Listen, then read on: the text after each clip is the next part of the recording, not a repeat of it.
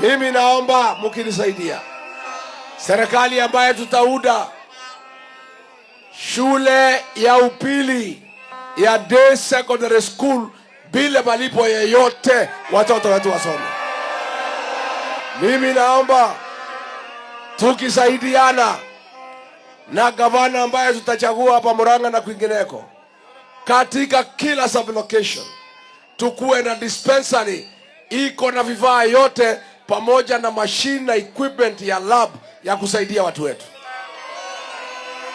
Sisi tunaomba mkitupatia nafasi kwa kila ward tukuwe na level 3 hospital health center ya kusaidia kila mtu katika area hii. Mimi naomba mkitupatia nafasi, mambo ya linda mama, wamama wanalia, tukipata nafasi ile linda mama tulipewa na Rais Uhuru Kenyatta tulegeshe tena isaidie wamama wetu. Sisi tunaomba tupewe nafasi